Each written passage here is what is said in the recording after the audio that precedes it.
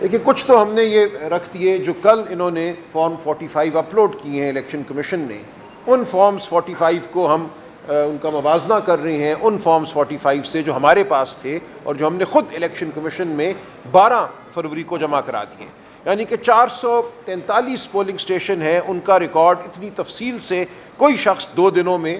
بنا کر فائل نہیں کر سکتا۔ جو ہمیں ملے فارم اپنے پولنگ ایجنٹ سے وہی ہم نے ہو بہو جمع کرا دیے الیکشن کمیشن میں، اور الیکشن کمیشن کو ہم نے یہ کہا کہ اب آپ منگوائیے اپنے ریٹرننگ افسر صاحب سے وہ فارم 45 جس کی بنیاد پہ انہوں نے نتیجہ مرتب کیا ہے۔ وہ تو نہیں منگوائے الیکشن کمیشن نے، لیکن بہرحال کل ان کو اپلوڈ کیا۔ جب ان کو اپلوڈ کیا تو جو صورت سامنے آئی وہ میں آپ کے سامنے رکھنا چاہ رہا تھا۔ سلائڈ چلی نہیں چلی؟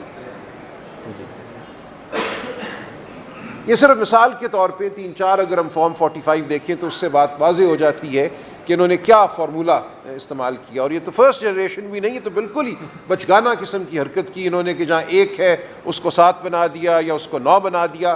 اور اس کا نتیجہ یہ ہوا، جب یہ آئیں گے تو آپ دیکھ لیں گے کہ ہم نے فارم 48 بھی جو الیکشن کمیشن نے کل شائع کیا اپنی ویب سائٹ پہ، فارم 48 یہ ہوتے ہیں ہر پولنگ اسٹیشن کا جو نتیجہ ہے وہ اس کے اندر لکھا ہوا ہوتا ہے، ہر پولنگ اسٹیشن کا۔ اوور آل رزلٹ تو فارم 49 میں ہوتے ہیں، لیکن 48 میں ہر پولنگ اسٹیشن کا آتے ہیں۔ جب آپ پولنگ اسٹیشن کے حساب سے چلتے ہیں تو آپ یہ دیکھیں گے کہ ہر وہ پولنگ اسٹیشن جس پہ انہوں نے میرے مد مقابل کو دوسرے شخص کو جتوایا ہے وہاں پہ ٹرن آؤٹ 80-85% ہو گیا ہے، کیونکہ انہوں نے یہی کیا نا، جہاں 173 تھا اس کو 973 کر دیا۔ جب 800 ووٹ اس پولنگ اسٹیشن میں صرف ایک قلم کی جنبش سے ڈالے تو ٹرن آؤٹ جو تھا اس پولنگ اسٹیشن کا، اگر حقیقتاً وہ 36% تھا یا 40% تھا تو ایک دم چھلانگ مار کے وہ 86% ہو گیا۔ یہ آپ کو نظر آئے گا۔ مثال کے طور پہ آپ اگر دیکھیں، اس میں ہم چلے جائیں پولنگ اسٹیشن نمبر 5 پہ۔ اب پولنگ اسٹیشن نمبر 5 پہ اگر آپ بائیں ہاتھ سے آگے چلیں اور بالکل اس کو ادھر لے جائیں اور پیچھے لے کے جائیے، یہ ہاں پولنگ اسٹیشن نمبر 5 اور پیچھے لے جائیے، آپ لیفٹ پہ جائیں آپ۔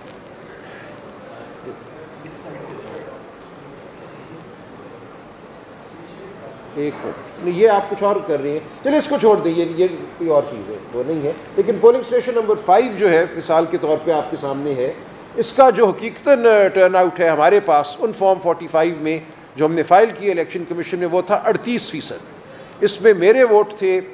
357، دوسرے شخص کے ووٹ تھے 123۔ جو کل انہوں نے شائع کیا فارم 45 اس پولنگ اسٹیشن کا، اس میں میرے ووٹ تو وہی رہے 357، کوئی فرق نہیں ہے ان میں، یعنی کہ جو میں نے فارم فائل کیا تھا وہ درست تھا، میرے ووٹ درست تھے، لیکن جو دوسرے شخص کے ووٹ ہیں 123 کی بجائے وہ 723 ہو گئے۔ ایک کے اوپر ایک لگا دیا انہوں نے، 7 کا ایک جو ٹھنڈرا، اور اس کی وجہ سے جو ٹرن آؤٹ تھا وہ 38% سے بڑھ کر 86% ہو گیا۔ اچھا، اسی عمارت میں، یہ ایک اسکول کے اندر ایک پولنگ اسٹیشن ہے، آپ کے علم میں ہوگا کہ ایک ہی عمارت میں کئی دفعہ 3-4 پولنگ اسٹیشن ہوتی ہیں، ایک فلور پہ، دوسرا اس کے ساتھ۔ تو اسی عمارت میں جو پولنگ اسٹیشن ہے، اس پولنگ اسٹیشن کا ٹرن آؤٹ 86% ہو گیا۔ اس عمارت میں باقی پولنگ اسٹیشن جو ہے ان کا ٹرن آؤٹ وہی 40%، 38% رہا۔ تو کوئی اس کی منطق نہیں آتی سمجھ کہ ایک ہی علاقے میں ایک ہی پولنگ اسٹیشن جو ایک بلڈنگ میں ہے، اس بلڈنگ کے اندر 2-3 پولنگ اسٹیشنز کے ریزلٹس جو ہیں ان میں اتنا فرق ہو کہ کہاں 38% اور کہاں 86%۔ اور نظر یہی آ رہا ہے کہ جب آپ نے 1 کو 7 کیا، 600 ووٹ بڑھائے، تو ٹرن آؤٹ جو تھا 38% سے وہ 86% ہو گیا۔ اب یہ جو فارم 48 ہے جو ہم نے یہاں لگایا ہے، یہ ویب سائٹ پہ موجود ہے الیکشن کمیشن کی۔ میں چاہوں گا آپ سب اس کو ڈاؤن لوڈ کر کے اس کو پڑھیں، دیکھیں، تو بالکل بات واضح ہو جاتی ہے کہ کتنے بونڈے طریقے سے ریگنگ کی گئی ہے۔ ریگنگ صرف یہ ہوئی کہ جہاں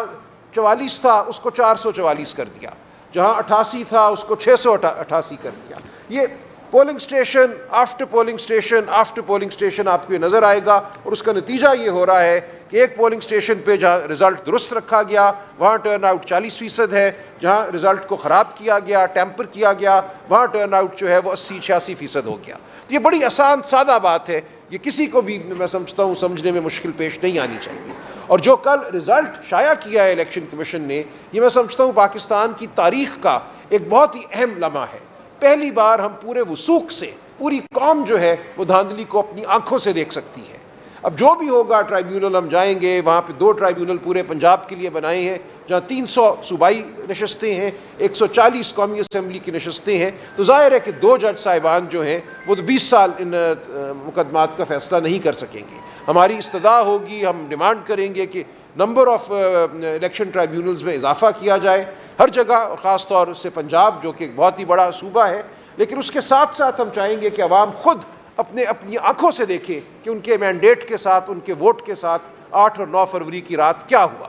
8 فروری جب پولنگ ختم ہوتی ہے تو ہمیں فارم 45 مل جاتے ہیں، اور یہ الیکشن اس حوالے سے بھی بالکل منفرد تھا کہ اس بار پہلی دفعہ ہم نے اپنے پولنگ ایجنٹس کو بہت تربیت دی تھی کہ فارم 45 لے کر آنا ہے۔ اس سے پہلے کسی الیکشن میں اس طرح اتنی بڑی تعداد میں پولنگ ایجنٹ صاحبان جو ہیں یا محترمہ وہ فارم 45 لے کر نہیں آئے تھے۔ اس دفعہ ایک بہت بڑا ذخیرہ جو ہے ہمارے ہاتھ میں موجود تھا، اس ذخیرے کا موازنہ اب ہم ان فارمز 45 سے کر سکتے ہیں جو کل الیکشن کمیشن نے شائع کیے، اور اس میں نظر یہی آتا ہے کہ میرے ووٹ تو تقریباً وہی ہیں جو میرے فارم 45 میں ہیں۔ باقی جو کینڈیڈیٹس تھے جماعت اسلامی کے،